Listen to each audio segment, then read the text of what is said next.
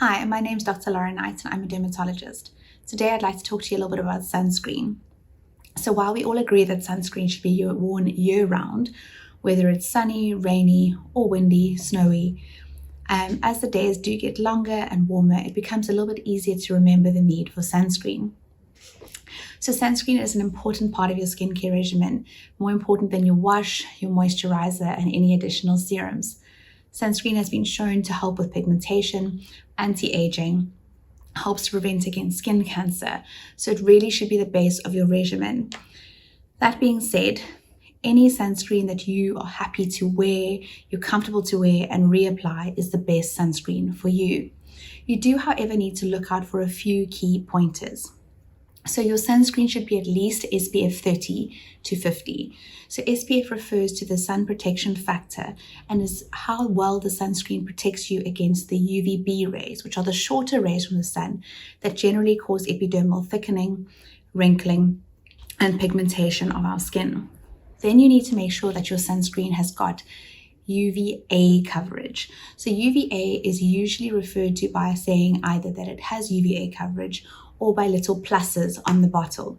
So you want your sunscreen to be at least SPF 30, broad spectrum, in that it covers UVA and UVB, and you need to be using it in the right amount. So half a teaspoon for your face, half a teaspoon for your neck, 1 teaspoon for your chest, stomach, front of your arm, back of your arms, top and front of your legs, and bottom, front and back of your legs. So you need to be using it in adequate amounts. It's often been shown that the amount of sunscreen we apply is insufficient to actually reach that SPF factor. So you need to use it in adequate amounts and reapply. So reapply means using it every 2 to 4 hours, and then obviously more frequently if you're swimming, exercising, or sweating.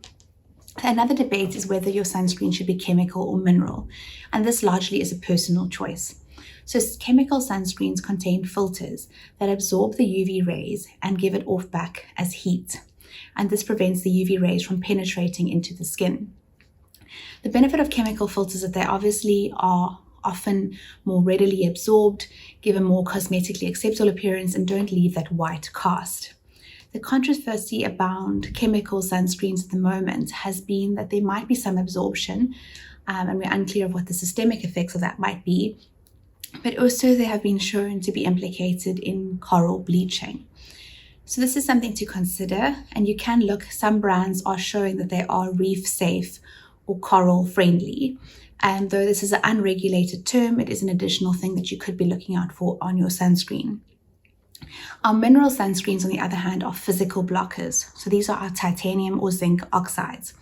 And these are actually just act as a physical barrier that deflects the sun rays off the skin.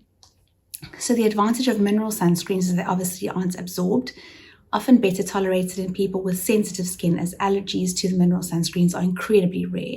So sensitive skin, eczema-prone skin, and especially rosacea. And obviously in pregnancy, they are recommended over our chemical sunscreens. Often also preferred with swimming or exercising, as they tend not to run, and obviously it won't run in your eyes and burn like chemical sunscreens do.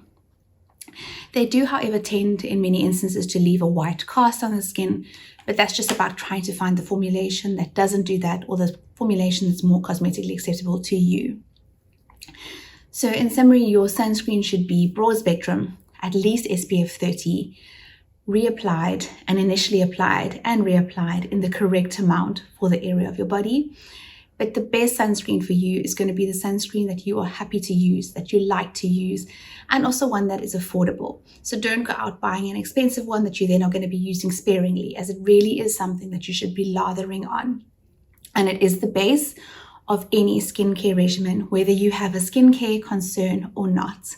So make sure you're getting a good sunscreen and one that you will love. There are so many options available that you can really choose from, tinted to gel, mattifying.